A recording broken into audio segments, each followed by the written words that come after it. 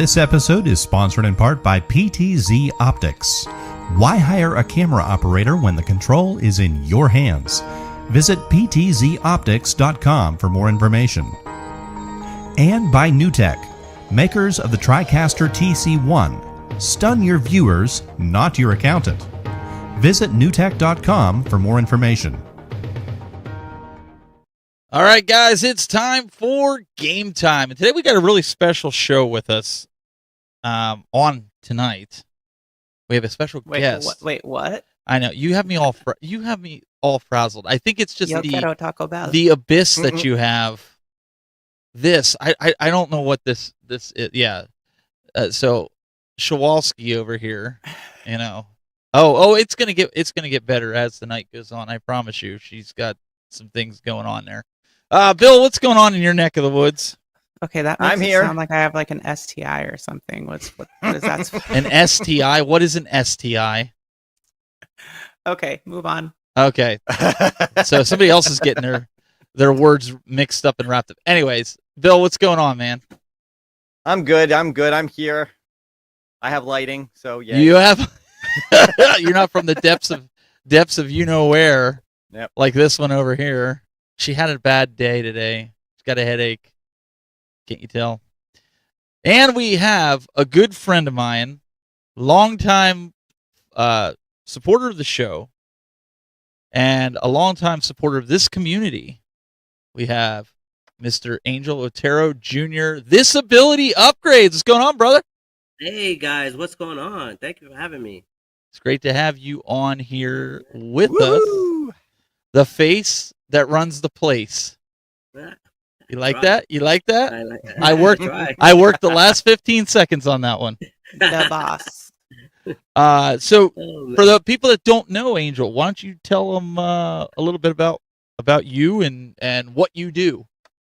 Well, I'm Angel Otero. Like you said, we've known each other for almost the 3 years that this whole situation started with the arcade 1-up and stuff like that. What happened was, I got me an arcade 1-up. I was happy to get one. I decided to learn how to tweak it up, mod it up like everybody says, and ever since then, I've been doing modifications for mostly everybody that hits me up and wants something new. I could do marquees, I could do signage, I could do anything you guys ask for. I could definitely get it done.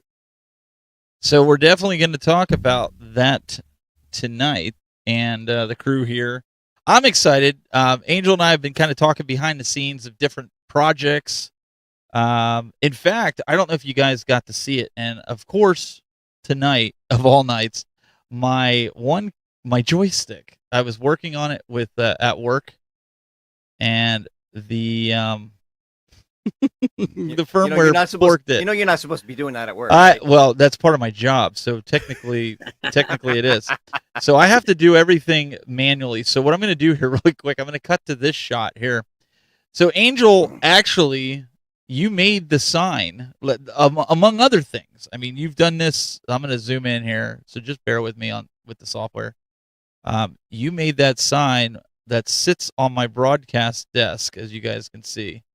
Right there. All I see is a bunch of shilling for New Wave toys. You know what? Shawalski?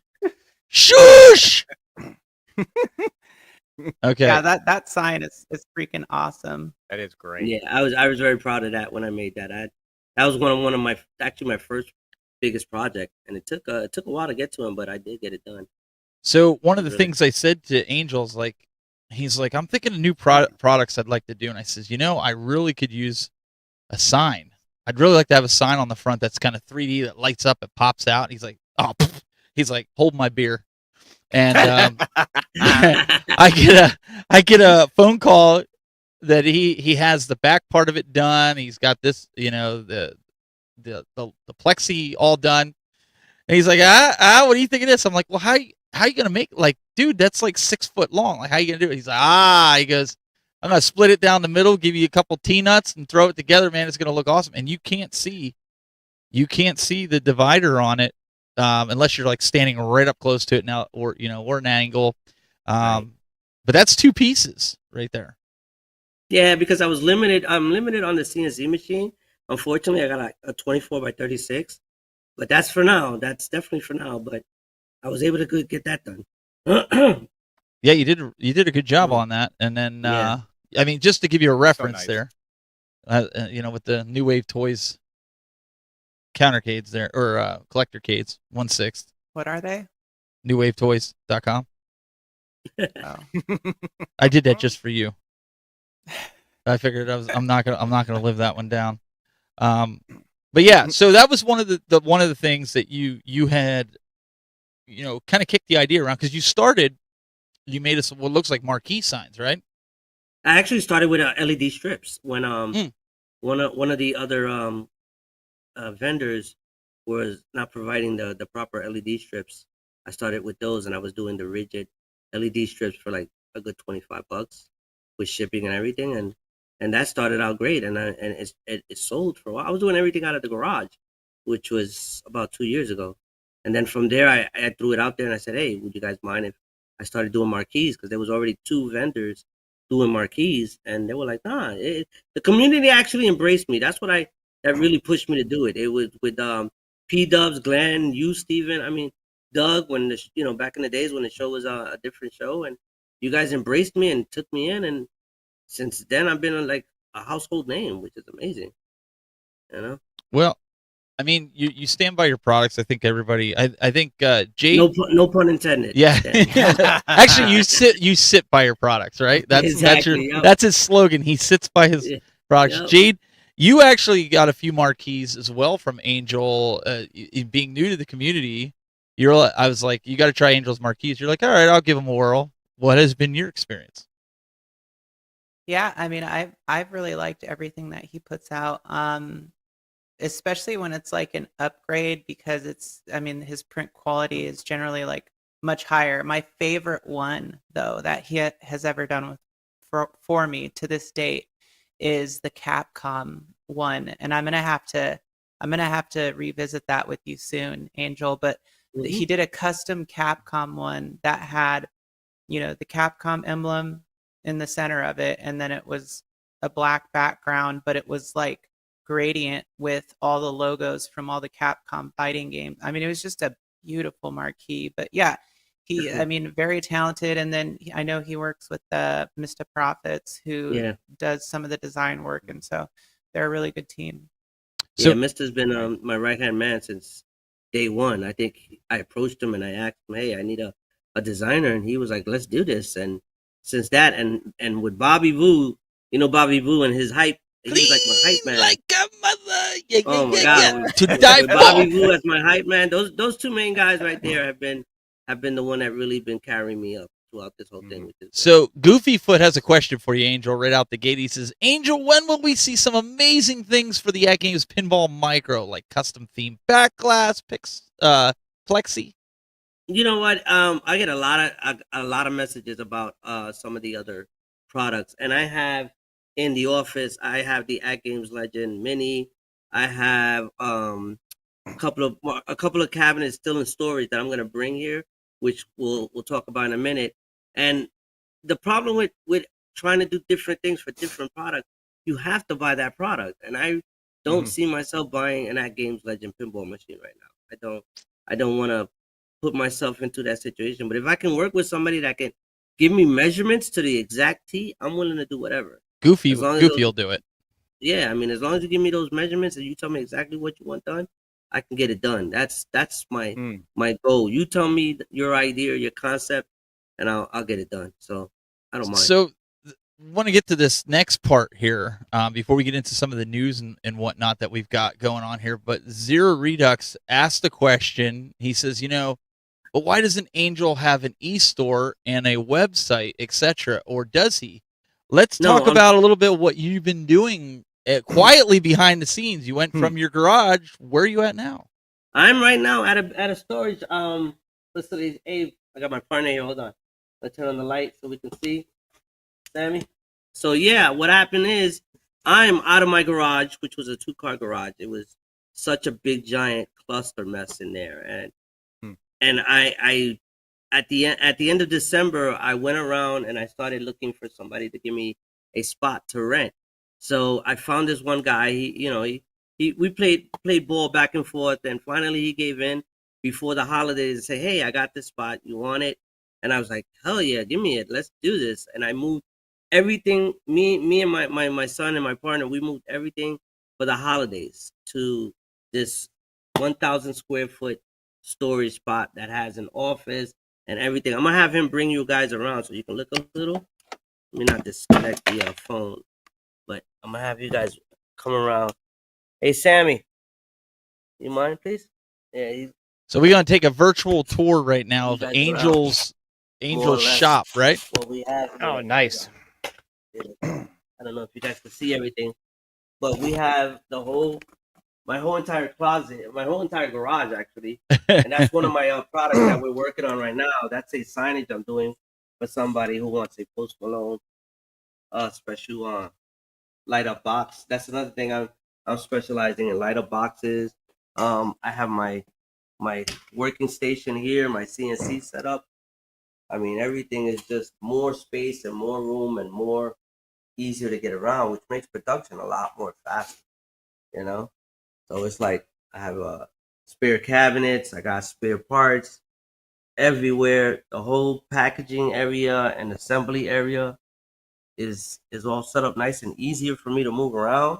I mean, most of my work in the garage took time because I think I spent more time moving things out of my way to do something than actually getting the job done.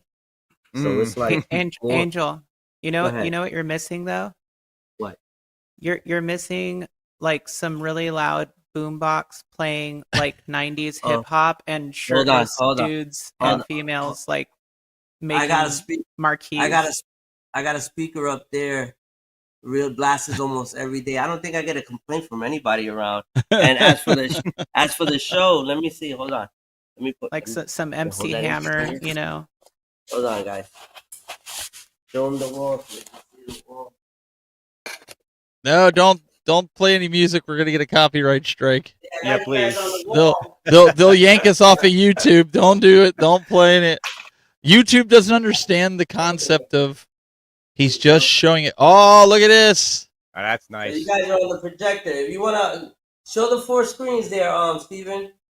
This is how Angel's watching us when he's not on the show. He's watching. Hey, Steven, switch to the 4 screens, Steven, to everybody. I did. It's just Yep. a little delayed on awesome back. the feed for Gotcha. what you're There doing. you guys. There it is. You got to You guys are on tip the it up, wall, tip man. it up a little bit, tip There up you your go, tip it up camera a just little. so people could see it. Tip it up a Yes, they're all there. You guys are all Demonetized. there, man. Well, I don't care about the money. I don't care if they played the radio and it takes. I don't care about that. It's that you'll get a copyright strike and YouTube will eventually take you off of live and you won't be able to do live because they're stupid like that. Most of the time we don't monetize the show anyways in the beginning. I don't really care. Right.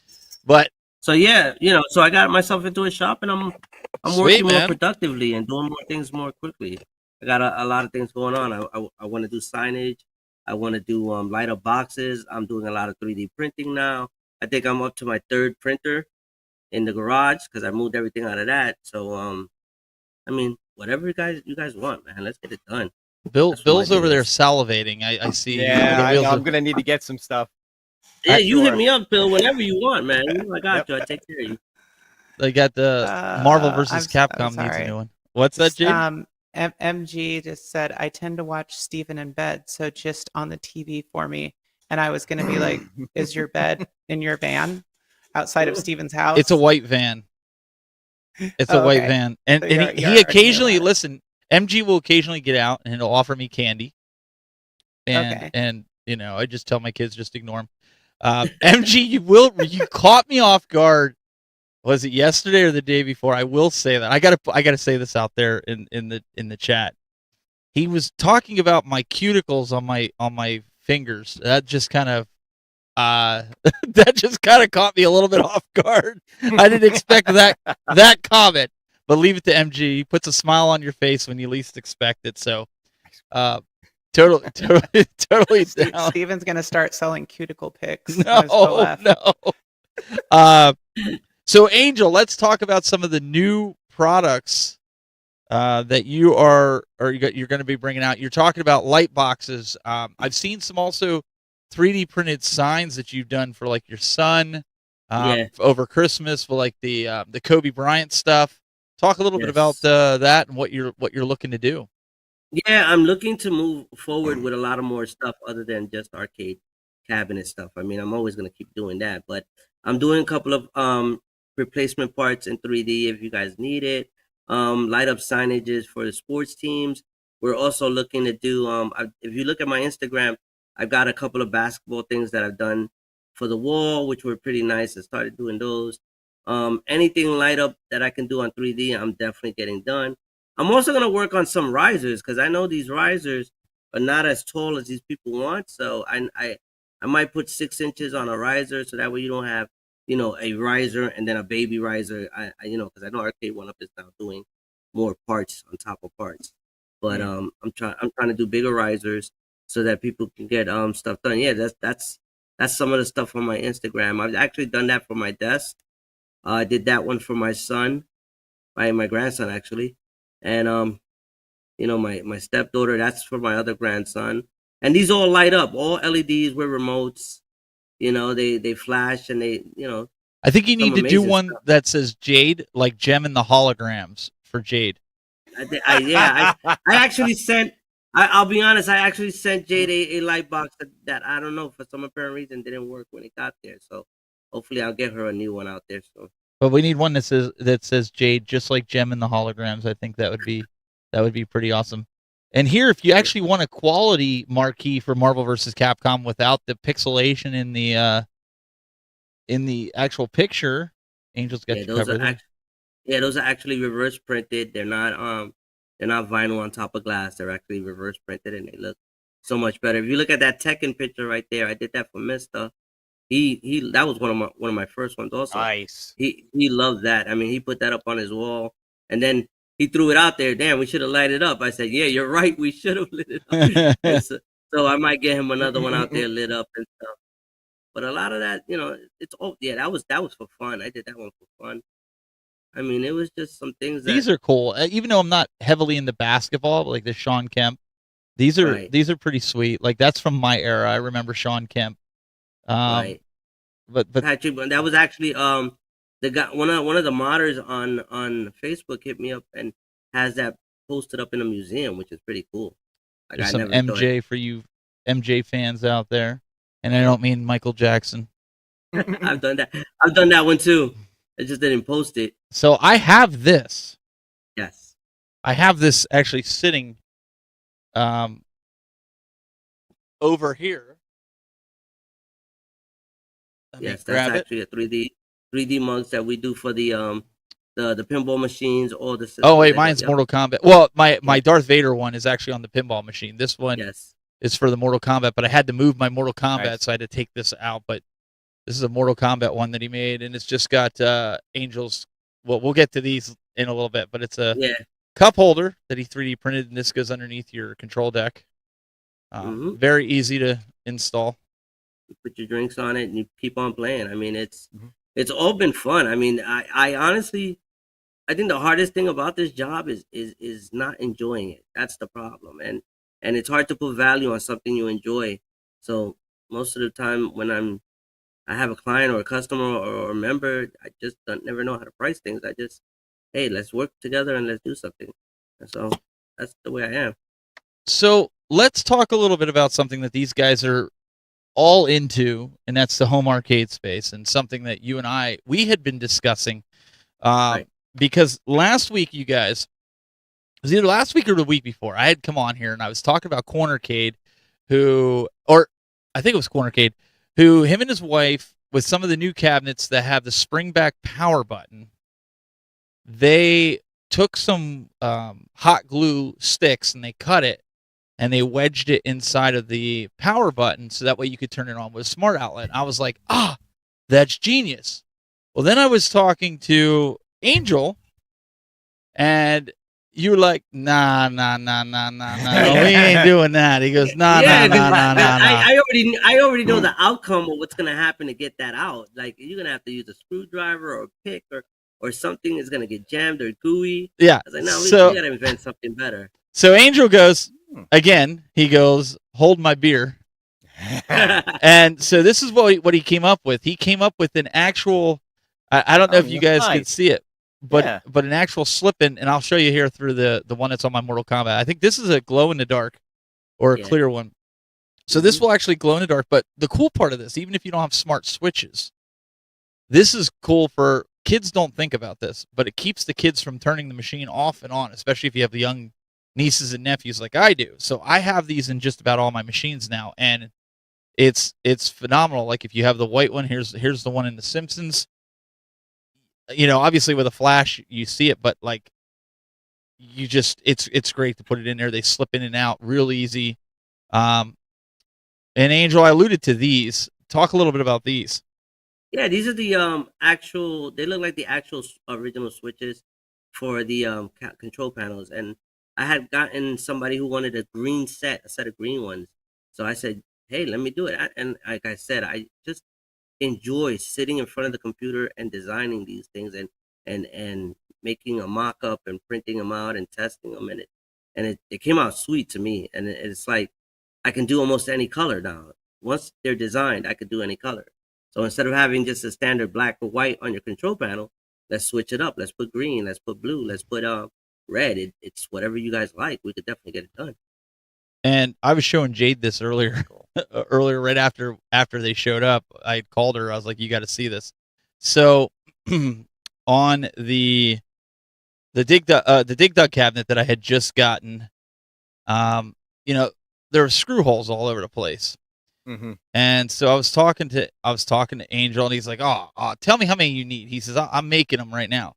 So yeah, I got that from the last time shows you guys were talking about it. Yeah. let me zoom that back out. It's a little too close, but he made these screw cap that pop on, and he can make any color.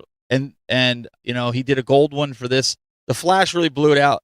Inside, like if you're in the arcade here, it doesn't look that much of a two-tone. Like it looks really close in here, but obviously a flash is gonna do that. But this is really cool to have that on that side of that cabinet. I only did one cabinet right now because this was a proof of concept, right, Angel? This was something that we were just kind of like, right. Let's kick it around, see what happens. And what were you thinking of? Like people are wondering, you know, what's this going to cost? They want to do this. They want to buy these off you, these little caps. What are you thinking here? I mean, how many caps were there in a cabinet? That let's say we're going to use the whole. I want to say that there was probably like 35 caps just on the cabinet of the new ones with the extended part of it. And then we got the risers. So you got the risers, yeah. I So mean, maybe simple 50, 55, I think. Yeah, simple bag of what 25, 30. I mean, yeah. we're looking at least $5 or $6. I mean, I toss them in an envelope and send them your way, and that's it. I mean, we could do any color, and we could definitely. I definitely started doing some for the risers because I know I know the risers needed them, so I did a couple of caps for the risers. We got a black set right here, and they fit perfectly. I mean, the file is not hard to find, but it needs tweaking. So that's what I did. I tweaked it up because some of these holes are a little bigger. Some of these holes are a little deeper in. So the thicker you make the cap and the more deeper in, they'll last and stay longer and it won't just fall out. And the other thing we had to change on that dig dug cabinet was the marquee. I sent Angel a picture. I was like, "Oh, look, I got the new dig dug." And even Jay, did you see it did I send it to you when it was like washed out? No, but I've seen it. I know it was. I'm assuming that's the new one, right? That's the new. Well, he sent me the decal. I peeled the old decal off, used the solvent. I'm gonna have a video up of how I did it. But you could see the difference. It matches. Matches the bezel. So it's not lit up on this picture, but it looks good. It's really good. So yeah. I thought that was pretty cool. So if you have the dig dug, now I just got to fix the monitor because now the monitor is starting to bother me. Told you so. Shut up, Bill. But no, in this case, Angel, you didn't have to replace the marquee because it was the one like the Golden Tee and the Miss Pac-Man, the box. Is that what they call them? The box marquees? The light box. The light box. They got like 3 versions right now. There's like the light box. They got the Plexi. or just the regular wood one. So it's like before I take an order, I have to find out what model they're using. And I've gotten some mistaken where I get ready to build a frame for a cabinet, and it winds up being a plexi they need. So, I got to go back and just get that. And I'm a little scared sometimes when I do the plexi ones because Arcade One Up's not consistent on their size. Right. So it's like their big blue size marquee is bigger. You got your Terminator that's a little different. So wait. So what you're saying is Arcade One Up's a lot like a dating site. Is that what you're saying? Yeah, more or less. Okay, I was just clarifying that. You get what you swipe for, So it's like I mean, I work with all my customers and I ask them, hey, if you're willing to send me the original so I can give you an exact cut, I'll work with you, and then I send it back and stuff like that. Does Angel own his own arcade? And if not, why not? Yeah, I do. I actually do own an arcade. I just haven't put it together. I want to build all the cabinets that I have just to start mocking up new stuff. Well, especially the arcade, because I know people want a marquee for it. They want a light box for it, and I have a proof of concept in my brain right now that I know we can do it, but it's a matter of just building the cabinet and putting it somewhere. Oh, nice. So doing a light up for the original, the standard one, not the new gold one. Nice. The original one. There's two people proof would of concepts. love that. I know it. I have two proof of concept. I want to either light up where the speaker is and do that whole panel brand new, rewire everything. But if I do it, I'm going to give you 100% a full kit where all you're going to have to do is plug and play, and that's it. I don't want you guys doing drilling. I don't want you guys cutting wires. I want you guys to do an easy plug and play and have worry free. If I can do it, then I know you guys can. People want coin doors too, as you can see right there. Yeah. Yep. Definitely. No, I'm working on a bigger 3D printer. I wish I could do the molding ones. I know that Retro 530 is working on the molded ones, and I give him 100 props for that, because I know it's very hard to do some of that stuff and get it clean the way the way Arcade One Up is pronouncing. But I want to do my coin doors. I want to do them already lit up and already set and ready to go. Like you just plug it in. You don't have to do nothing else. I think that's the nicest part, because Bill, I don't know about you. I'm not like Jade. I don't like tearing things apart and going into the guts and breaking things. And I just want 1, 2, 3. Plug and play. Just plug it in, make it work. Yeah. Yeah, I like to keep things simple, if at all possible. See, I could actually paint my nails because I probably wouldn't run into any problems, unlike somebody else here who when she's taking a break from doing anything with the arcades, because she painted her nails. That's because you have such nice cuticles. That's what it is, right? Right. My cuticle's pale in comparison. Apparently, ask MG, he'll tell you all about it. These guys. So, Angel, just watching the chat room here, everybody's, some people are like modding for dummies. Yeah. I think that's something even for the iArcade people. I think they would like a coin door on theirs. Of course. If you're going to go the way of making the marquee, I think having a coin door for something like that. I had one on my Raspberry Pi modded one that I actually ran the wire down for the coin that Johnny Arcade made me custom coin buttons that had my logo in it. And when you pressed them, it was like putting a coin in. So it would be like you reach down and you could, it gives you that whole like experience of kind of putting a coin in, but you're kind of not, and pressing the button. So I think that would be kind of cool for people having something like that. No, of course. I definitely agree. I mean, my thing is, if I can't make it, I recommend whoever I know to definitely get it done. But yeah, I'm doing whatever I can to get it. I want to get my hands into everything. Nice. And it's not just the cabinets. It's not that. If you got a game room and you need a sign to stand out and stuff like that, let's get that done. And anything is possible. What do you got? We got MC Rabbit over here. What's going on? Oh boy, DJing right now. She was earlier. She was just telling me I was number one in California language, but nobody. If you didn't watch the Beverly Hillbillies, you'd never know that reference. But that's fine. well, we wanted to have Angel on here, but we want to talk some gaming.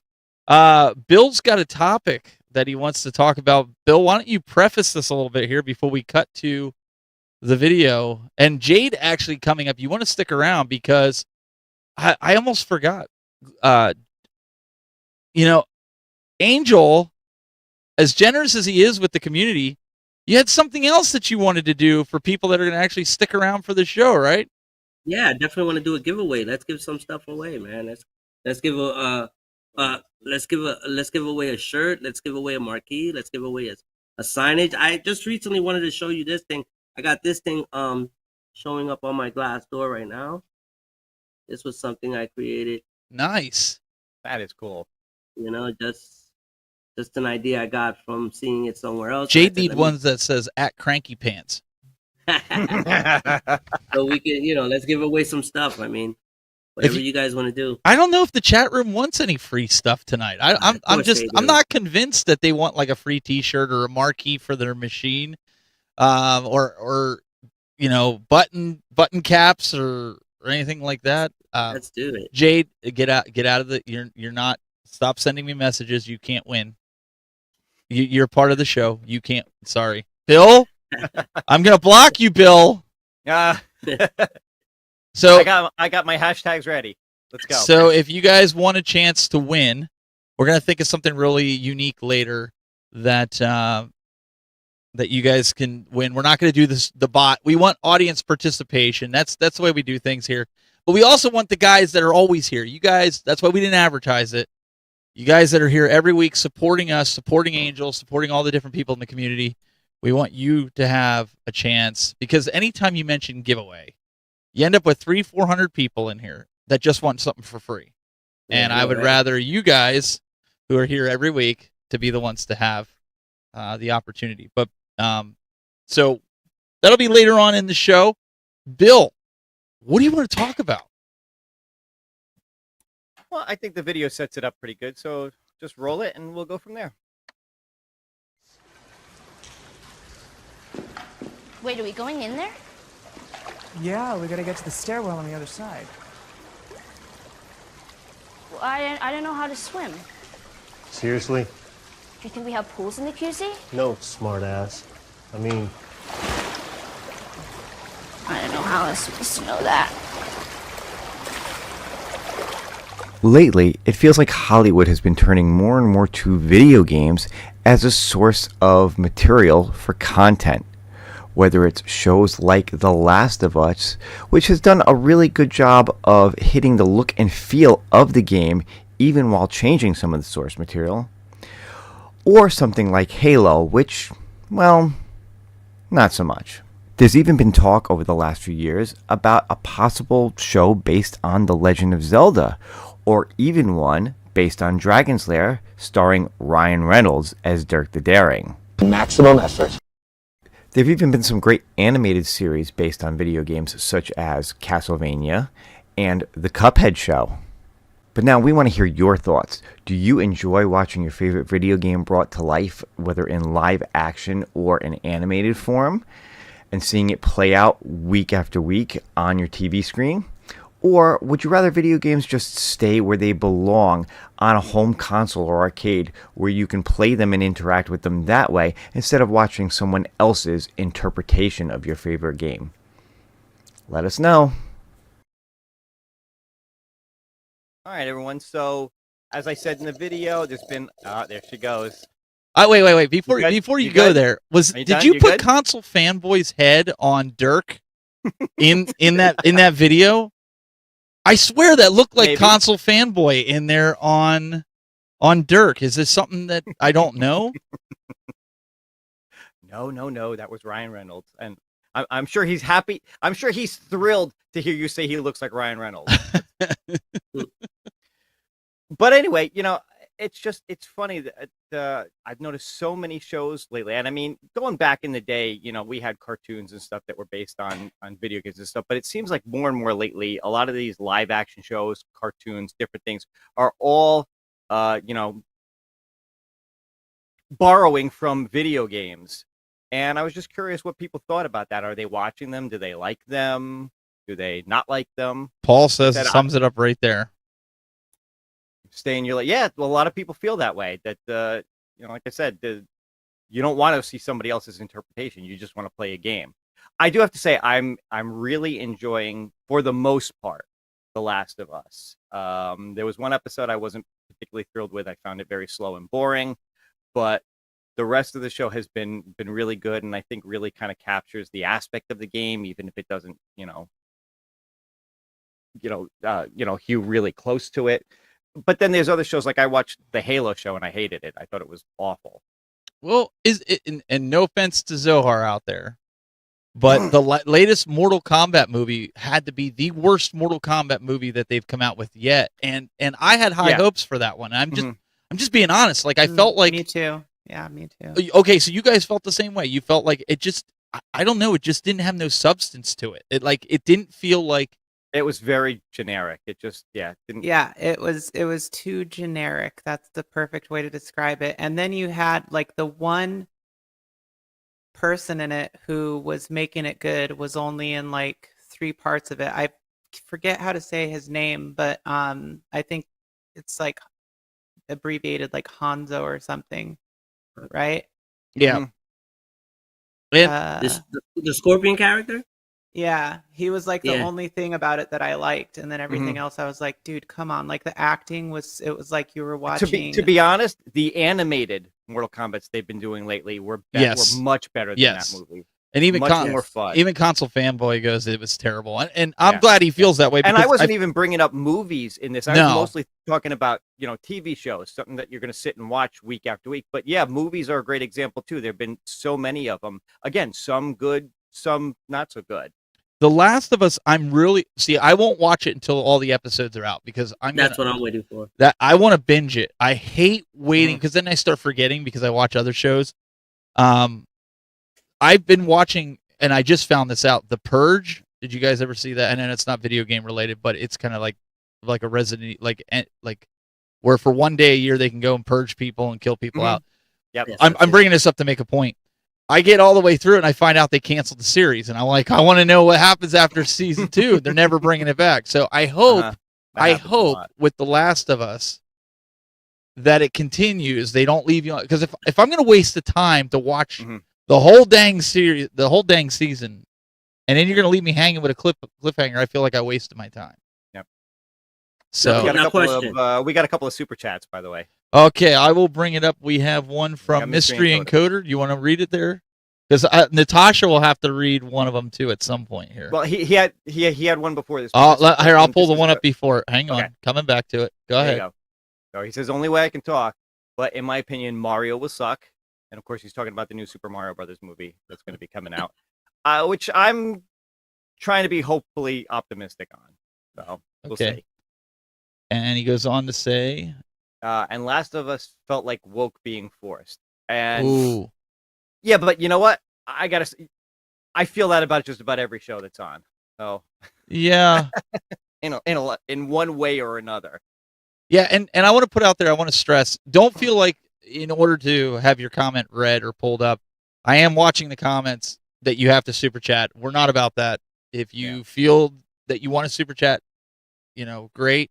But thank you for it anyway. Don't feel like you have to do that. We're trying to pull up comments as I'm trying to pull them up here as I'm producing here. So now I got a question and a comment. Question is, on The Last of Us, do you have to play the game to really enjoy the series, or you can enjoy the series without doing it? No, I don't think so. I think you can enjoy it for what it is.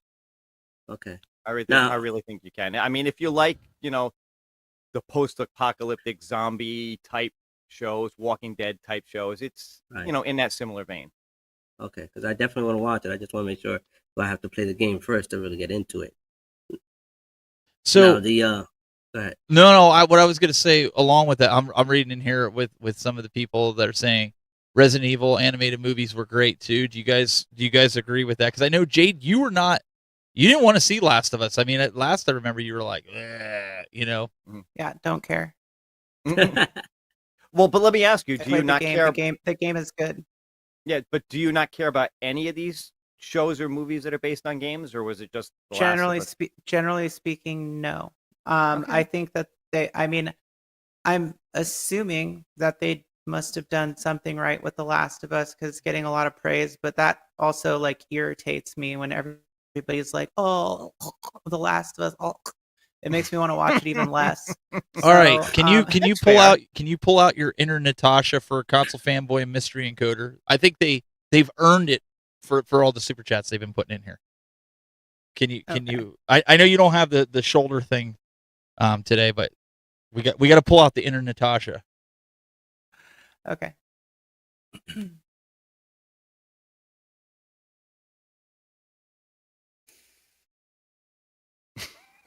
$4.99 super chat from console fanboy. I thought The Last of Us was a series about the iArcade going bankrupt. Weird. Jeez. All right, hang on. Mystery encoder. $2 super chat from Mystery Encoder. I wasn't subbed. That's why I was super chatting. Oh, okay. Okay.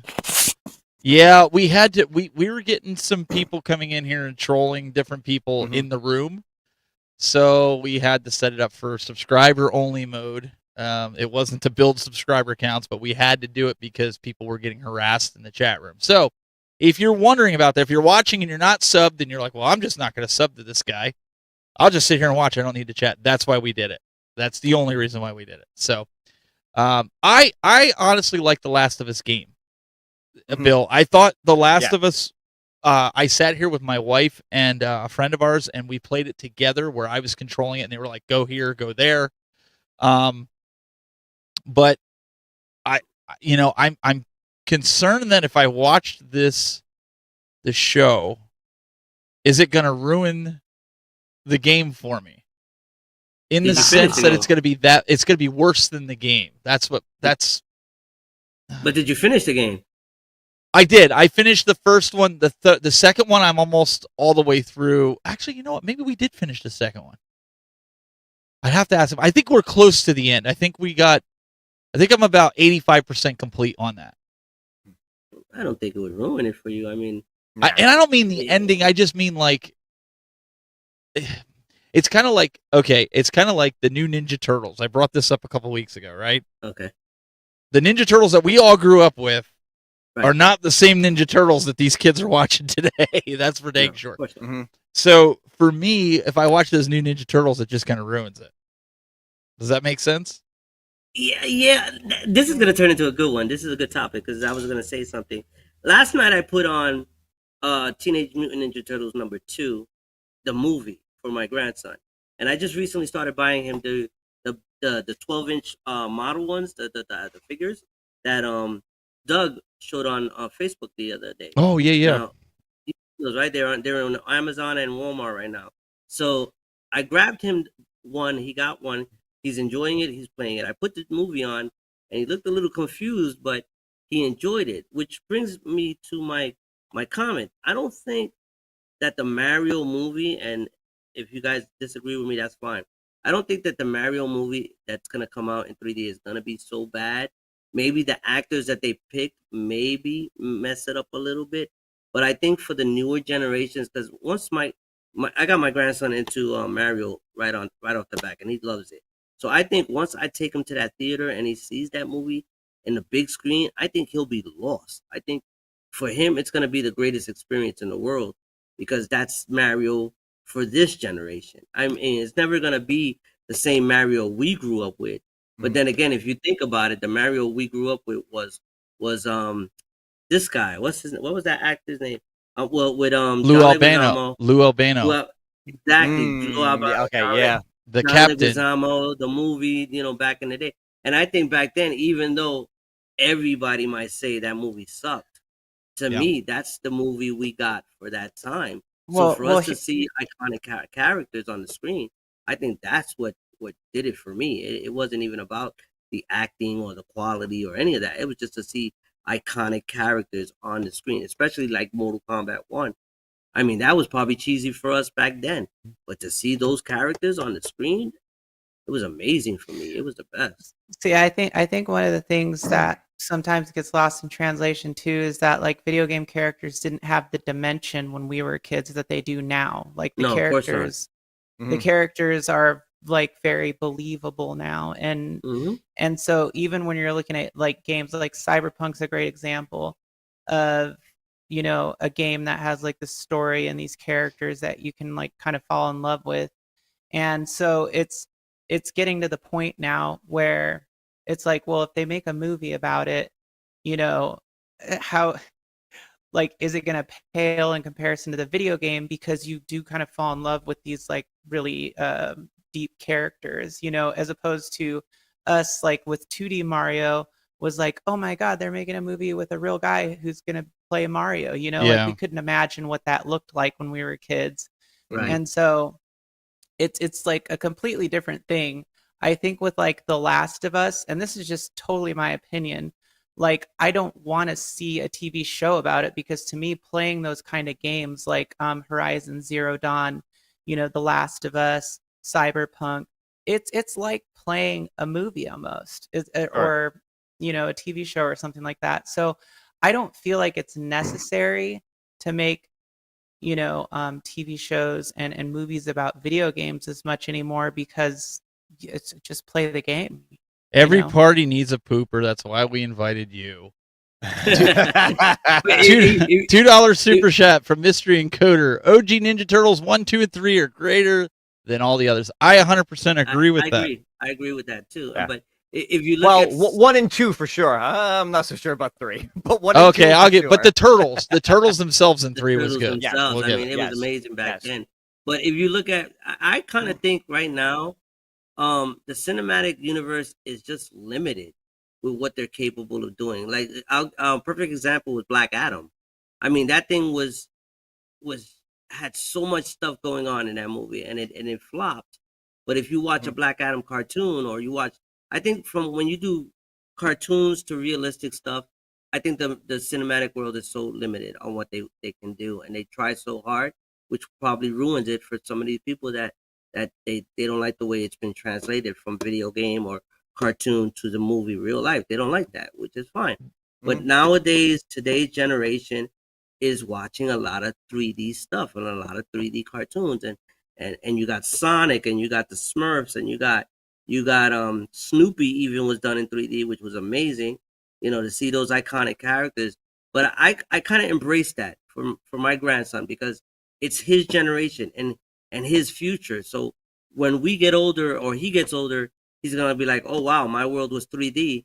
What does the future hold for his children? Angel, read that comment right there on the screen, because I think he hit the nail right on the head with this, and this is what I'm afraid of with all video game.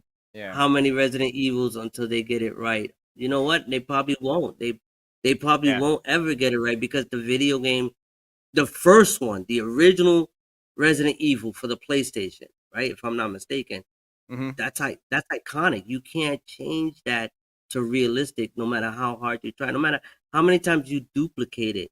You can't change that feeling. You can't change the way you got scared. I remember playing that game, and I got scared just watching that one image of that zombie zooming in.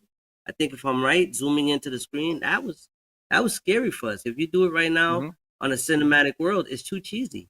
It's way too cheesy. But you know what? Resident Evil's allure is the puzzly aspect, or the puzzling aspect of it too, and you don't get that experience in the cinematic universe. No, you don't. You're not part of solving the puzzle or figuring things out, because Resident Evil is one of those games that's very intricate. There's like a lot of little things that you have to figure out to kind of get to the next step a lot of times. Can I bring up real quick, and I want everybody's comment on this, and I'm not trying to go political on this or anything, so please don't take it that way, but Goofy Foot, perfect comment, he says, when you add current politics to any old franchise, it's ruined. I agree with that, because when we grew up with this stuff, none of what they're throwing into this was even around, and I would 100% agree that it ruins it. Yeah, I agree. I agree with you too. Absolutely. They're trying hard. They're trying. This when you put something on the screen, they're not. They're more trying. They're trying hard just to get that money. I'm sorry to say it, but that's the honest truth. You know, it's Black Adam indoctrination. Black Adam was showed off so much, and people got so hyped about it when they went to go see it. I mean, they were disappointed. To me, I really wasn't, because it was an action movie, and I expected to see what I got. But was I sitting there nitpicking every little thing? Because I'm not a comic book fanatic. I'm not a comic book. That's one of the things we have issues with. You become so fanatic to that genre. When you go see it on the big screen, you're gonna nitpick it because it's not the way you grew up, the way you seen it. It's not the way you grew up seeing it. So you have to understand that, one, they're limited on the big screen to do it exactly. They can do it on comic books or cartoons, and two, they're not really trying to feed to us. They're feeding for the next generation. If the next generation is gonna love it, then they can move on and do something else. And that's the way I see it. I mean, Natasha, you think you can put that one down?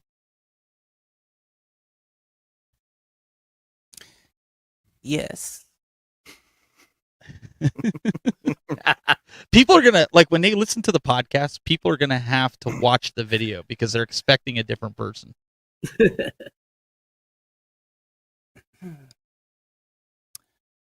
Another $4.99 super chat from Console Fanboy. I really think they should make Moon Patrol into a movie. I just hope they're able to solve the sound and wait. I know it cuts off. The sound and slow down issues if it happens. And wait, there's one more from Mystery Encoder. $2 super chat from Mystery Encoder. I think hashtag MK4 will never be freed should be a movie. Jeez. Oh boy. There we go. He's gonna get fired up. Console Fanboy agrees. I don't know. I think it's gonna be interesting. I'm actually looking forward to the new Super Mario Brothers movie. I want to take my kids to it. I think any cartoon movie, as long as they keep an agenda out of it, I think it could be good. I used to like the Super Mario Brothers cartoon that they had on the Zelda cartoon. The Mega Mans, like when they incorporated Captain N, the Game Master. Everybody remember that? That was like, I look forward to that on like Saturday mornings. So I'm actually looking forward to seeing this. But Sonic could have been a disaster. They fixed it. Sonic turned out to be really good. Yeah. Wait. For ugly Sonic. Yes. For ugly Sonic. Jade, you got to get Natasha pulled back up. Prince Malcolm's got something to say.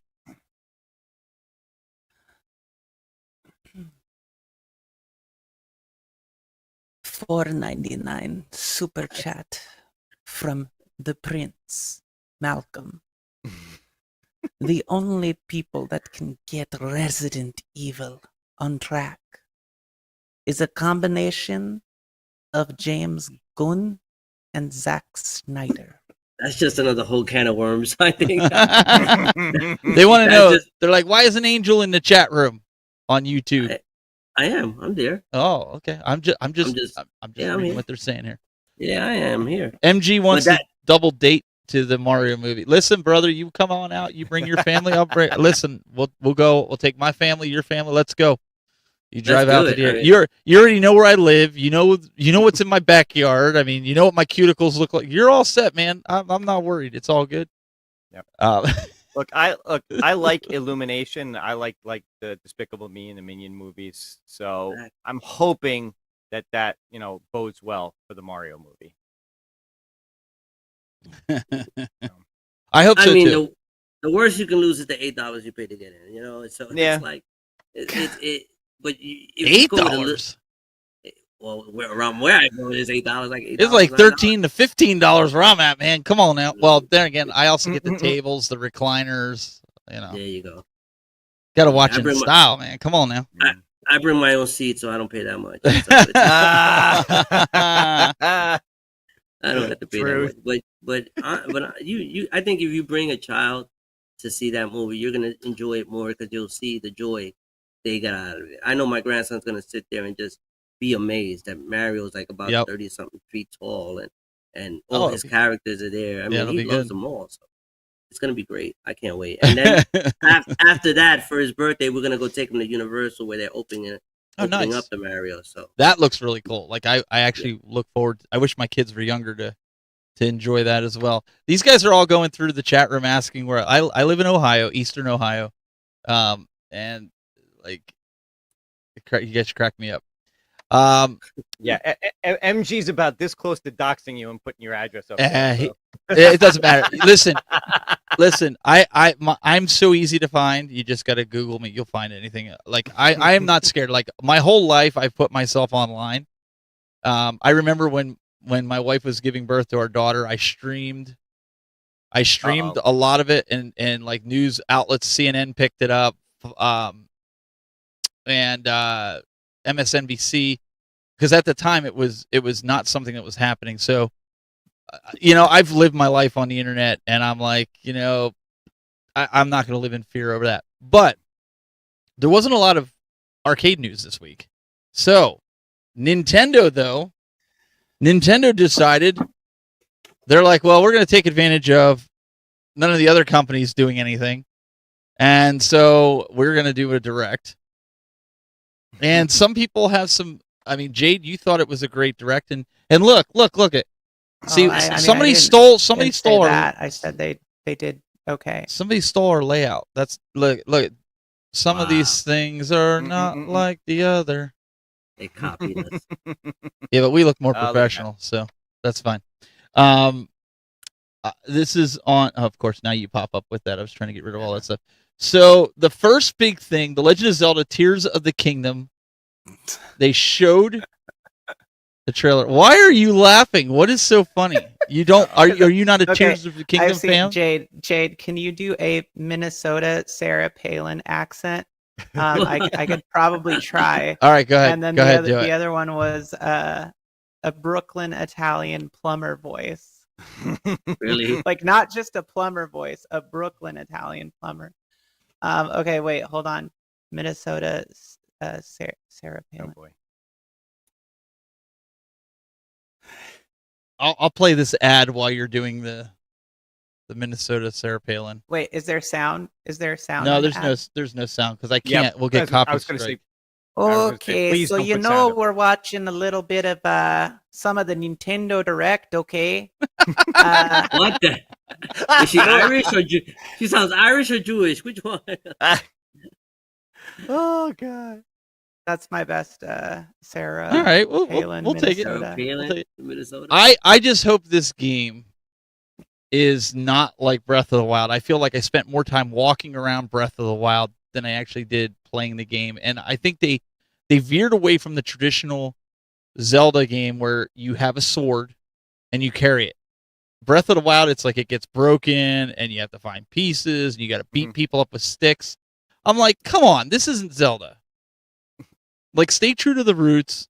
That's where I feel like they kind of ventured off course with it. I'm hoping this game is a lot better in that retrospect.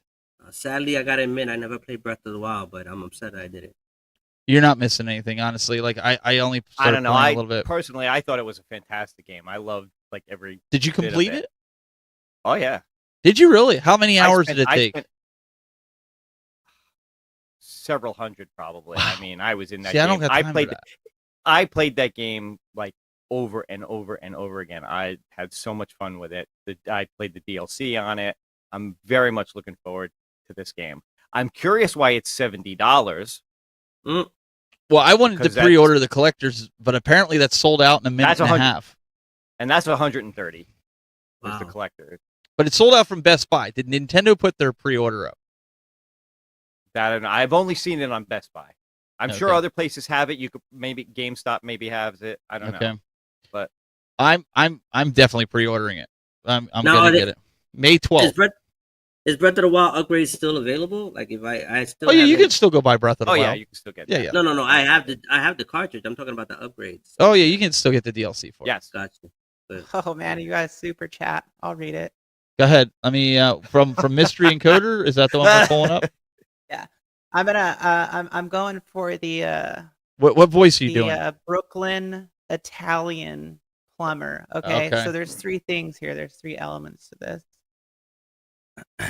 Okay. Oof, I really gotta It's hone gonna in lead. on my inner I inner don't. Italian. It's a good one. I don't know if you haven't seen it yet. Mm-mm. It's a $50 from Mhm. a mystery encoder. I'm a spending a $50 just to tell a tech buzz he sucks. Breath of the Wild was the best one since Link to the Past, Link's Awakening, you moron. I disagree. I That think. was. I'm sorry, but that was way more Christopher Walken than it was Italian. Well, how do you plumber. do Italian A li- slash Brooklyn? Italian Brooklyn. I mean, come on, Ab- you have to have Breath some of the sort Wild- common ground there. Look, all right, I got to defend myself now. Breath of the Wild was a good game. I'm not going to deny that. Okay. Don't defend yourself. I got you'll about- start a war. Well, no, I'm You'll not. start It's not even about defending myself. I'm trying Oh, to too defend. late. I'll defend late. my point. Breath of the Wild, I feel like it got to the middle of it and it got stale. Like when I was going around trying to find the glider and doing the different challenges and getting into different temples and things like that, that was fun.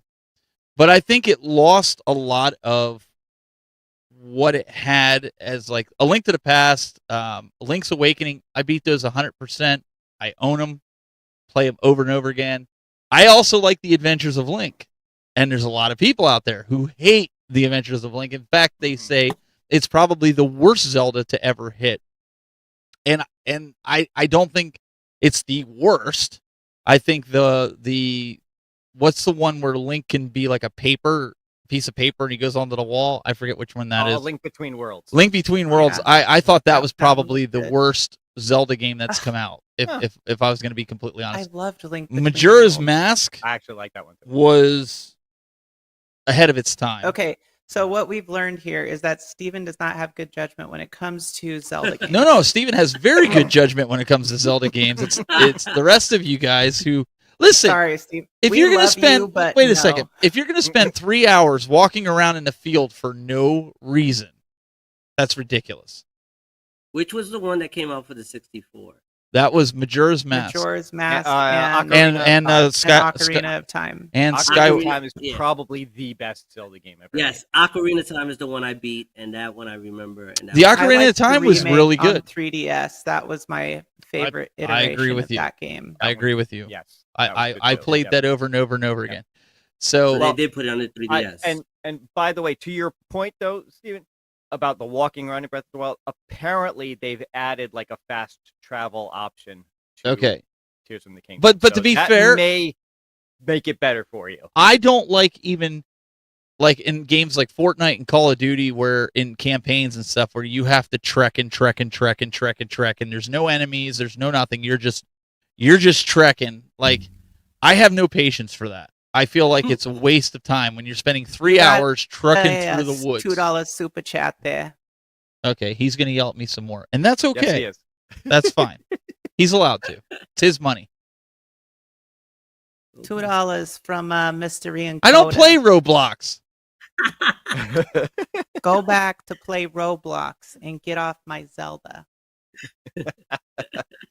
I listen. I am not. That's just I my- am not the only that's just one my that feels plain- Breath of the Wild missed my it. plain Brooklyn accent. Hey, It Honestly, was a little Steve, better. go ahead. I'll 3D print you an adapter for your joystick, and you can keep it running while you go. Oh, I have a C clamp for that. I have a. I do what Complete Geek does. I just put a C clamp on it. Listen, even some of the hardcore Zelda fans have said it was a 6 out Are of we gonna 10. talk and I would about agree. what happened No, in we're Nintendo going to Direct talk this about weekend? Zelda right now. No, boy. I listen. Everybody has their favorite. I'm actually looking forward to this. I think it's going to be a good game. I think we can all agree on that. Yeah. What do you guys think about this Metroid Prime remaster? Should Nintendo have just left it alone? Because I'm getting mixed. I haven't played it yet because I'm not paying $100 and some from Nintendo to play a remaster. Or I'll get the I'm physical sorry, edition. How much? Well, the physical Well, edition doesn't come out till the Alright. end of February, but I think isn't this part of that online? This is available digitally now. It Oh. comes out on physical media on I think the 22nd. Okay, so I misread that. I thought it was. Yeah, how I No, thought it I was- actually is missed. the- I actually missed it because during the direct for some reason I thought they did the whole trilogy. I didn't realize it was just the first one. So Okay. I got a little disappointed by that because I actually thought it was all 3 games. And this is It's $40 digitally. and this No. is the first person view Metroid, right? Yeah. Yeah. This is I- like this Which is is like a the great Doom, game. the Doom version of it. Yeah. Got you. Yeah, Got you. Prime. I mean, Prime supposedly was the like- the remaster is really well done. I'm actually happy that they kind of reworked the controls for the Switch controls. Apparently you have the option to play it with like the standard GameCube type controls or Switch controls to make it more like a modern shooter, which is something I had wished they had done with GoldenEye and some of the N64 games they've released. Mm. Right. What do you Yeah. think, Jade? Are you a big Metroid Prime fan? Do you think this was something I mean, that they I think should it's have? cool. I'm not going to pay for it because it's overpriced and I have it on GameCube. But I think it's really cool that they revisited it and basically, spruced it up. If it wasn't however much it is, which is too expensive, I might get it. If it was like $15 or something, I would Yeah. probably get it. But I mean, like, I have the game. You can play it emulated and turn up the graphics if you want. And I get it. I get that they like made improvements to it, and it is cool. But it's just like, dude, I'm so sick of these companies like regurgitating the same crap to us and making us pay double the price. I mean, but Nintendo's been doing that for years now. They Yeah, oh yeah. they've been, Oh, yeah. Oh yeah, but Oh, yeah. with the advent of Yeah. emulation and everything, it's just gotten worse. Yeah, they just You keep know, pushing their games on every system. Yeah, and if they've done this one, 2 and 3 are around the corner. Yeah. And they're all Of going to course. be $40 Mhm. each, which means if you want all 3, Yeah. you're going to pay $120 for it. So Yeah, I would it have would've been rather c- they it would have they been should have cool just if done it the was a whole trilogy for collection. like Yeah. $50-$60. That I would. Yeah. But they didn't even do that with Zelda. They made a big hoopla about the 35th anniversary with Mario. I think they Yeah. should have done that with Zelda. They didn't do that. Oh, absolutely. And I would think that Metroid's another staple. They should do something like that with 35 years too. No, I'm not buying the digital. I'll probably get the physical just because of collecting. Now remember, these games get built visually outstanding, but Oh you yeah. can't really you can't really enjoy it on a Switch handheld. Not that I mean the OLED is not a bad looking system because I have it, Yeah, it is. but Mhm. you gotta for these games like these massive looking games, you gotta put it on the screen. I mean, and then Yeah. you Well, gotta have that that's the other adapter that thing makes it too, look is better. that with the Switch, when you go on a lot of these newer games too, when you're going into docked mode, you're losing resolution, or it's going into what's it called, like the adaptable. Right. Why can't I think of it? But where it like automatically kind of like varies the resolution to Mm. keep the frame rate consistent. Mhm. Right. And so I don't know. I mean, like, and it's hard to play like games like that on docked mode when you play games in 4K on PS5 and Xbox. Yeah. Even Well, that's Series S. Those games need to be played Nintendo on has big screen. never cared about keeping up with that kind of stuff, trying to compete with Sony and Xbox. Right, but Never like, cared, why and are they never will. why are they putting that much time into like remaking this game and then making everybody pay for it when that's the case? It would have been really cool Because if they it was know like people will buy 4K. Yeah, because they know that's exactly it. Exactly. But I mean, this is just my opinion. Like, this is why I'm not gonna buy that's it, fine. because I don't want to pay that much. I have all the original stuff. I know there are people that don't, but even if you play it on emulation, like, there's a lot of stuff you can do to turn it up and make it play really nicely. She also so. said that she wasn't going to buy any more arcades, but we're going to get to that a little bit later too. We're not going to run through all these trailers because we do want to get to that. Pikmin 4 was released. I'm not really a big Pikmin fan, but I know a lot of people who are. Yep. I think the big one, at least for the retro gamers and probably this community, the folks that This are was here, what I was most excited for. from the was Switch. that the Game Absolutely. Boy. But Bill, they only gave you 6 games of the advanced. But now with my subscription, which is what is it, $60 a year or something, I can play the Game Boy games, which okay, Right. I'm cool with that. I would rather play those anyways. Well, But they started out with like 6 or 8 games for each one, but they did announce a handful of other games coming out. I just hope. See, the problem I have with the online is it feels so like they just put stuff out in drips and drabs. You know, I mean, when was the last time we got an NES game? And the last few we've gotten have been crappy B-list games anyway, that nobody really cares about for the most part.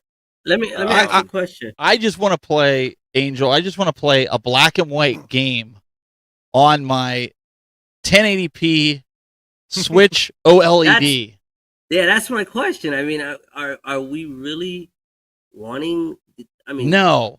The old no, I have a Game Boy. I'll play it on. I don't want to play it on my freaking Switch. I don't want. I don't want to sound. Get that, but I don't want to sound like you know. Say it, man. Say it. But I have these games on a modded DS, and I don't think I want to see. I don't want to see Tetris or an old Game Boy game on a 40-inch screen TV. Like, it's just not something I would want to do. And then you got to pay for that. I mean, I'd rather pay them on the original system than to have them converted to a Switch. I get that. The only flip side I will say to that is I'm already paying for the online service for the stuff that I got. So anything they add to it at this point is just an added benefit. Yeah. So what happens when you lose it? What happens when you lose the online? That's the other thing. Well, that's the truth. If I stop paying for this you lose it. I lose access to all of them. Yep. And I agree with that. That does suck. I do wish they'd gone more with a virtual console model like they did with Wii and Wii U instead of this online thing. But, that's what they did, and it is what it is. They should do a full loaded cartridge and give you the tangible item in your hand. That way, I mean, I could see myself buying the Game Boy collection. But on they're a not gonna do that because it would decrease the value of any of these previous games that there was a few other add-on packs for Mario Kart. There was add-on packs for Splatoon 3. The one I'm actually super excited for because I love the latest Kirby game that came out is Kirby's Return to Dreamland. I'm actually really excited about this game, and I don't know.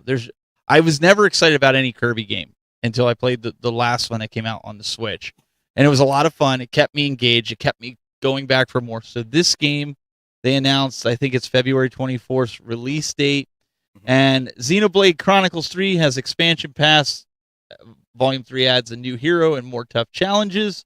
Fire Emblem engages new DLC. Some more DLC content for a lot of these. Yeah, they announced a bunch of DLC. Disney's Illusion Island with their screwed up looking characters. I hate that new art style. I'm sorry.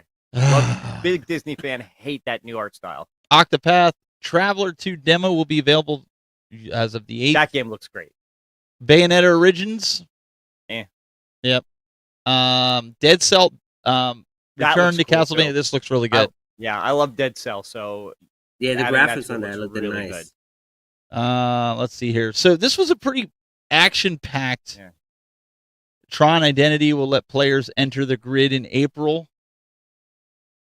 So there's a bunch of stuff here. We really don't have time to go through every nook and cranny of it. We wanted to kind of highlight the major things, but I do think overall it was a pretty good direct for them. I think they hit some really good highlights for some games that people are really interested in.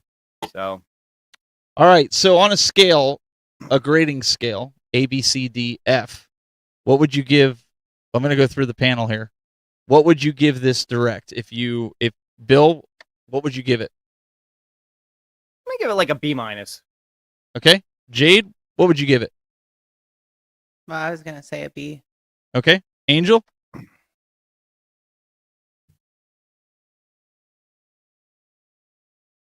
Did we lose him? Angel, are you there?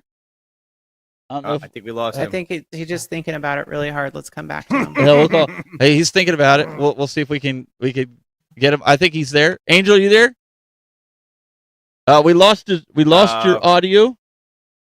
So we'll see if we can get his audio back. He'll be with you.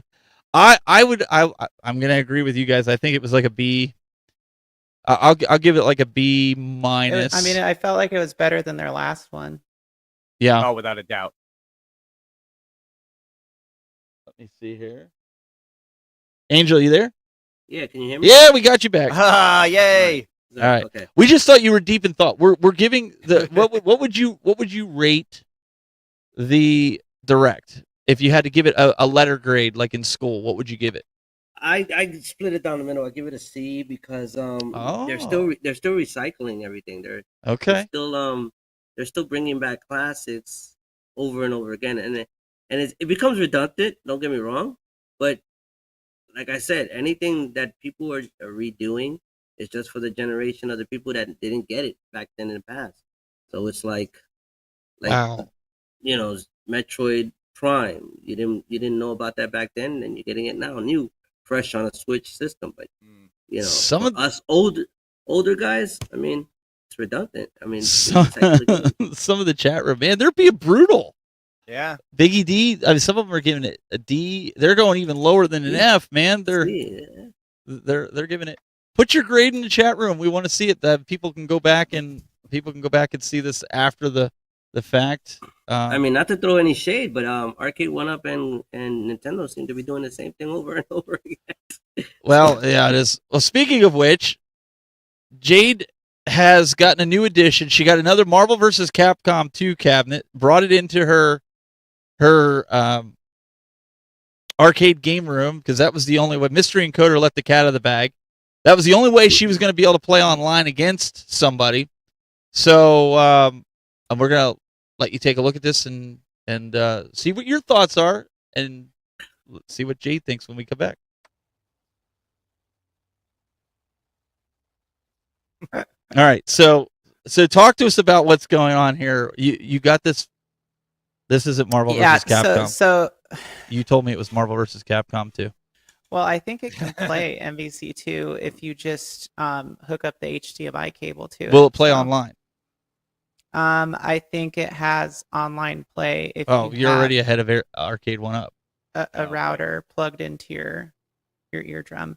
But who do you play? Who do you play online with this? Like, there's already a group out there for this game. No, we're teasing. We're teasing her. Oh, okay. So she got the Fast and Furious here. What's going on with it?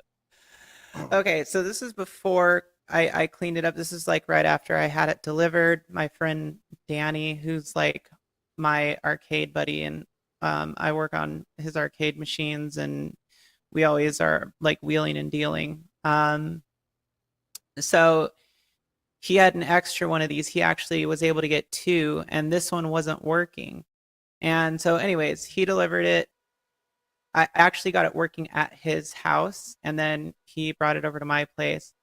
And I cleaned it up as best as I could. Like, I have to do some wood repairs down at the bottom of that seat, and then put new T-molding on it. But I cleaned everything up and did a little work on the computer, replaced the battery, and got it running. And had it running really well once I did all that other stuff. So it's a really cool game, and obviously it's made by Raw Thrills. So I just released a video on this today. For those who don't know, if you want to go check out the video on my channel, you can see where I go into a little bit more detail and make it a little bit more entertaining.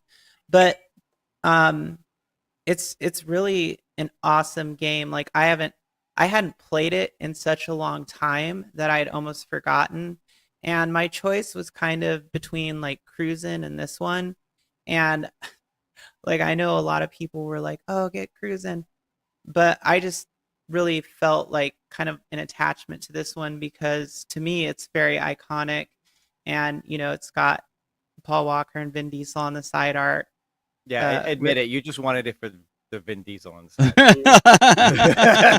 Well, it was more for the Paul Walker, Rip Paul Walker. Fair enough. Too. But he's so dreamy. So it's really just a cool cab to have be like a part of my collection, and the fact that it was like just such a good deal to be able to get something that you think isn't working and then, you know, do a couple small things to fix it up. So aesthetically is pretty much like the only area that I really need to work on with it. And I have this like weird issue with it where so the monitor is great, like the picture is really nice, but it has like a little bit of a yellow tint to it. So I'm in the back trying to find out where like the color adjustments are. I can't freaking find them. Like so it looks fine, like it's not bad. It just has a slight yellow tint to it. And since Biggie wants to know how much does it weigh? That thing's got to weigh a good 500-600 pounds at least. Yeah, no, I think maybe like 300? 350. Sure, that's still big. That's Yeah. I'm used to my gun safes. So, but I want to say that my Rush, the Rock, weighs more than that does. Really? Yeah. Maybe just Well, the other cool thing about that one is that you can actually like slide the seat off of it. This one you can't. So you have two pieces where it's Rush, you can't. But anyways, that's my current project. So can I ask a question about your current project? Sure. She'll have it done in a week. Probably. So okay, this is going to be story time with Steve and Jade, okay? we're gonna break it down here for you. Hang on. All right. So, if I remember, about a month and a half ago, you came on here and you said, and I quote, "If I buy any more arcade games, it would be to flip or sell because they are a pain in the butt to maintain." So no, I'm not buying any more arcade games, and I know the loophole. Part. You didn't pay for it. I got it. That's your loophole. But you were like, I'm not getting any more arcades. I seem to have heard this from another community member. Michael B does this a lot. He says, I'm not buying any more arcade 1-ups, and then he's like, hey guys, I just ordered 3 of them. And that's not. I don't ever remember saying that, Steven. Oh, I don't think but I did you say did, and it's back. Bill, it's recorded. Bill, she has a community. You guys know she. Oh, now console fanboys coming in. It was on one of the episodes because we did. I don't know if you brought it up or Bill brought it up, but the topic was 3/4 scale versus real arcades, and you said you don't suggest it unless you're going to refurbish them and sell them because they are a pain in the butt. We did it on one of the shows. I'm telling you. I mean, clearly, I don't. She's playing you guys now. She knows she look at the cheeky smile. She knows she said it, and she's giving me crap here. Okay, but no, but she did get it. Hey, if I got it for free, I'd be okay with it too. Like I'm just busting your chops. It was a free loophole. Well. Are you gonna sell it, or is this something you're gonna keep though? All joking aside, I'm keeping it. I'm keeping this one. But I mean, like, I still might, get some. It's just, but my rule. It has to be like really cheap. It has to be in somewhat working condition. Components have to be working, and then it has to be pure. Like I have to be able to use all the original stuff on it. So if all of those things align, then I mean, yeah, like there's a couple that I really want to, like, if I ever came across, I without a doubt would get. There's a few, like a bucket list almost. And then there's always like those cabs of opportunity. So Mystery Encoder, he probably left already.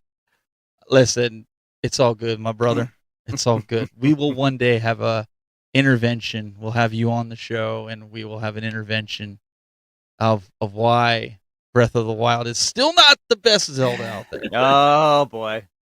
But no, I appreciate you coming out. I just had to put that out there because he's probably not even here. But he'll watch it probably in reruns. But no, I would agree with you. I think if you had the opportunity, you got it for nothing. It's an iconic game. Not for nothing, but yeah. Okay, so you had to work that. Okay. You didn't pay any physical money. You put some blood, sweat, and tears into it. That's what I always tell people when they're like, oh, you YouTubers. Here, wait, I got to go full screen with this. You YouTubers, you get everything for free. You never have to work for anything.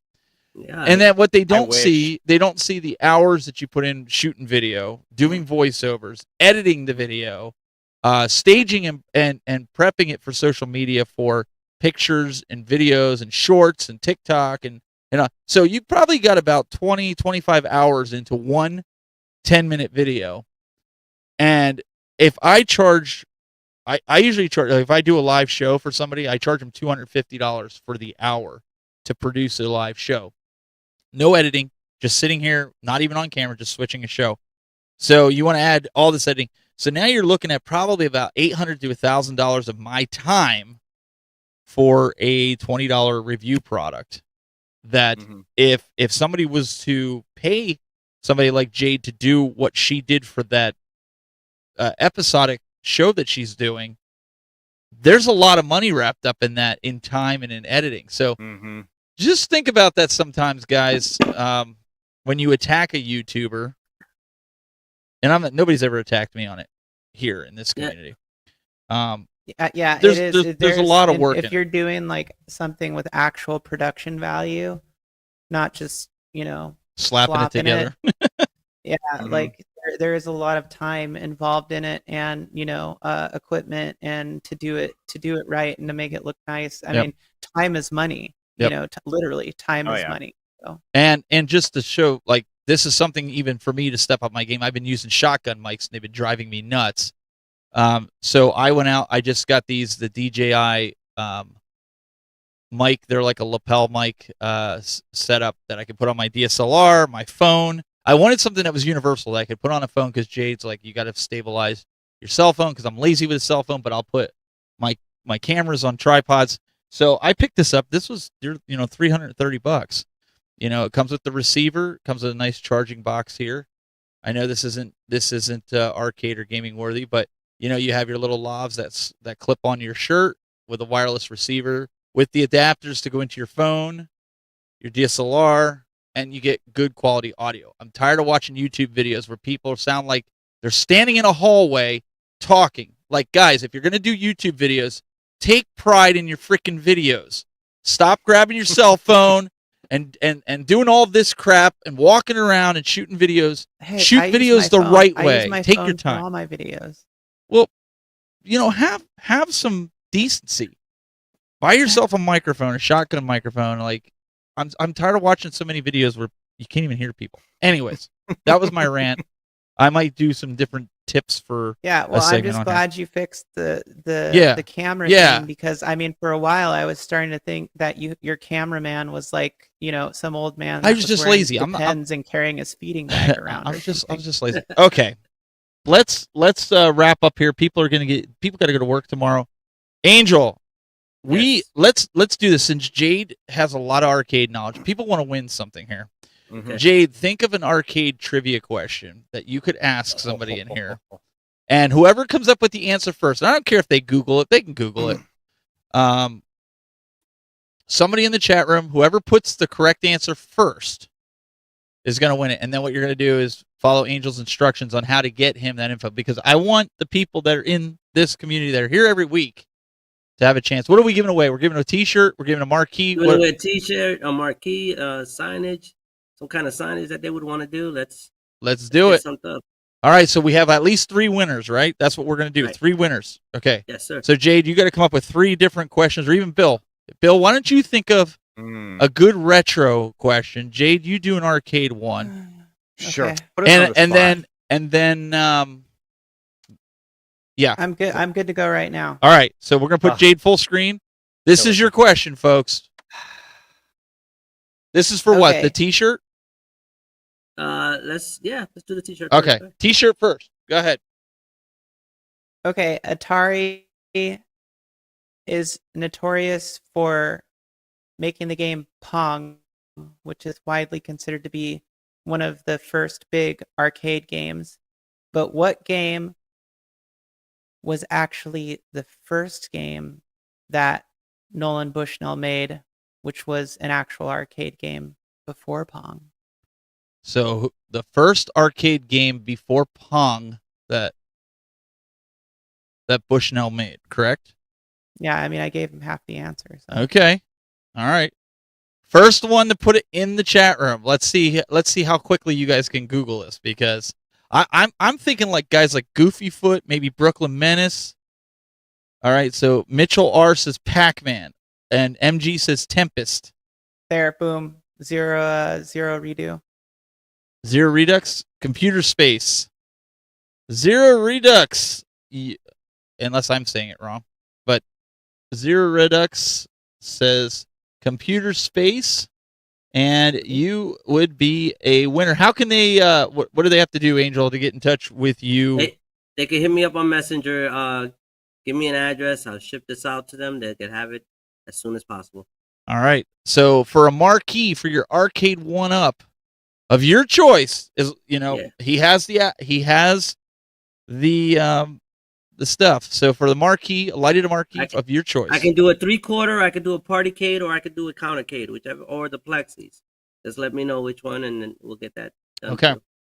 So, Bill, do you have the question for that? And Jade, think of the third question for the third giveaway. Sure. What do you got for us, Bill? I think you muted, Bill. Bill, I think you muted your mic. Oh, there we go. There we go. Is that better? Yep, you're good.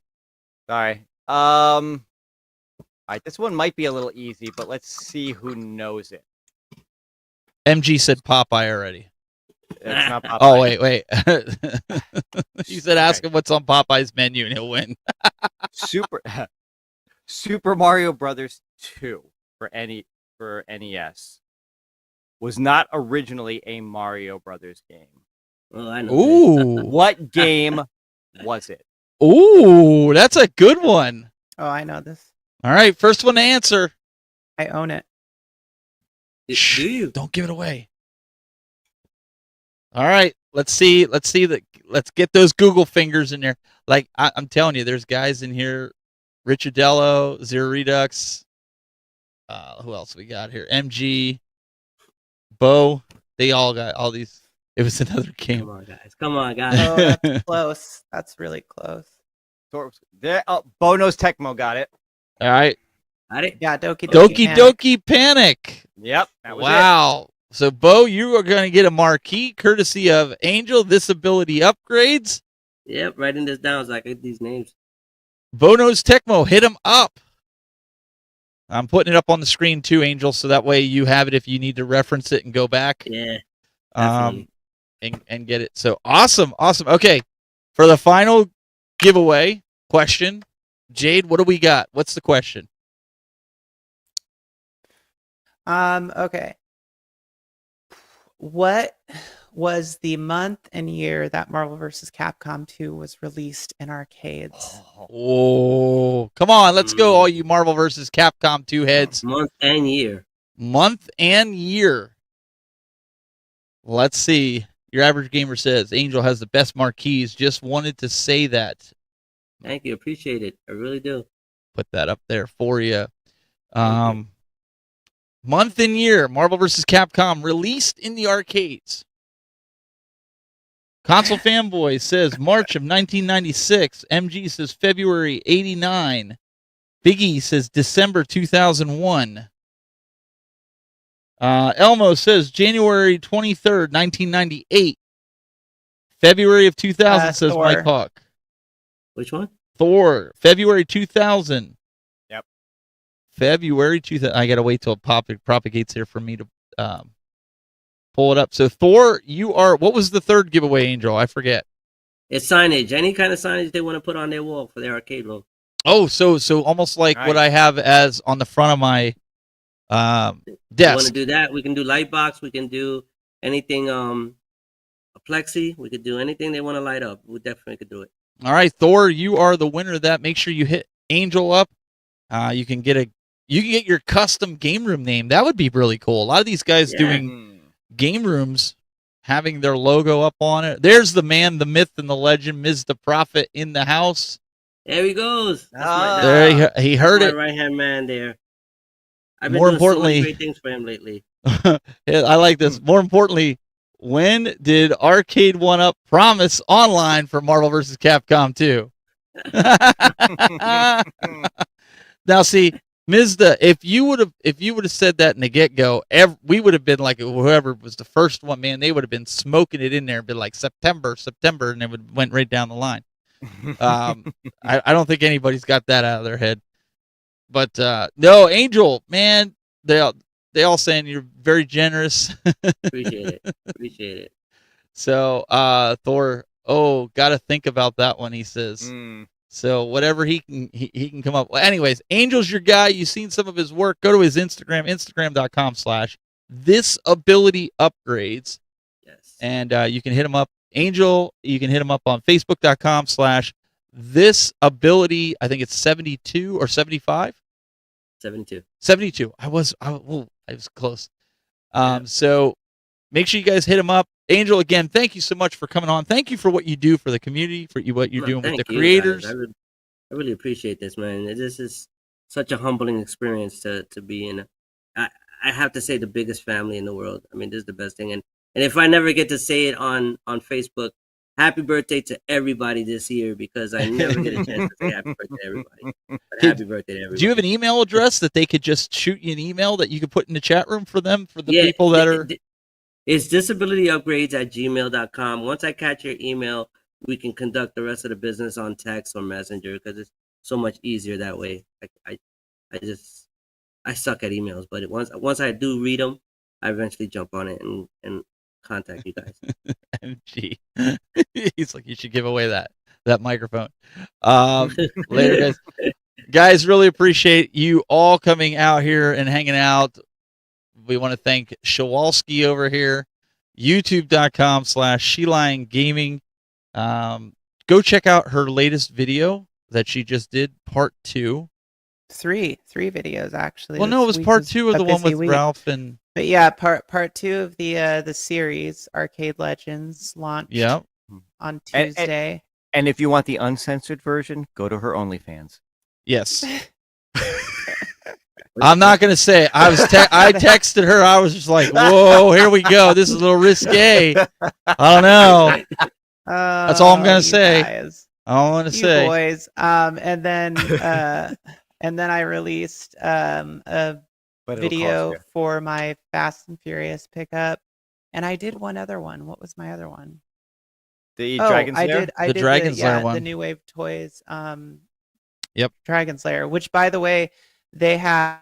I don't know if they're still there, if they sold out, but I know that today, this evening, they released more pre-orders for the rest of their, I think, stock. Yeah, this one's definitely one you want to get on. I'll have my video up later this weekend or early next week. So, also, Mr. Bill, Wild Bill, youtube.com/Bill's Retro Gaming Show. What do you got on deck? Well, I just put 2 videos up on the Build-A-Cade. I did an unboxing, and I had to build it. And I'm working on the final one, which is setting up the software on it, adding games to it, and then kind of an overall final thoughts. Awesome. Well, guys, again, I'm going to have, like I said, I'll have a video up review of the Dragon's Lair cabinet, which... I mean, this one I'm impressed with more so than the other 2, and I'm not shilling this one because I feel like they've added everything on this for a collector. They really knocked this one out of the park. They went way overboard with it, from the mini laser disc to the mini disc that comes with it to the instruction manual that resembles the type font of the original arcade. Like, I mean, there's so much that they did to this that they didn't have to do. So if you're on the fence about ordering any of these arcades, even if you're not a big Dragon's Lair fan, I found myself playing it. Thor says, last I checked, red is sold out. Black was still available. I like the black one better, personally. I'm glad they sent the black one, just to be honest. So if you're on the fence about getting one of these arcades, this is the one to get with the mini disc player in it. I'm telling you, you won't be sorry. All the extras that they give you, even the bench, the stool is really cool. So we're going to have a review of that, as well as a few other products that I have to do review on that I slack because live is my thing.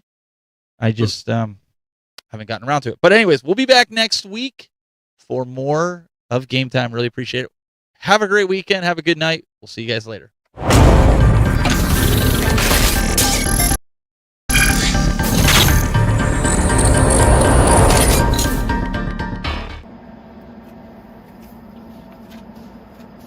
All right, guys, we'll see you next week. Great show again, as always. It's twice the most loved show. Why are you guys still here? The show's over. Go home. We'll be back next week. Like, seriously, go. If you want to hang out, fine, but I'm going to bed. Have a good night.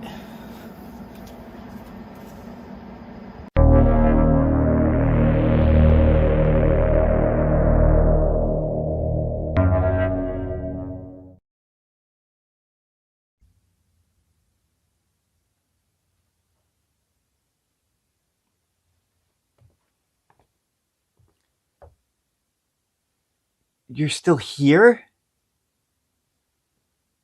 It's over. Go home. Go.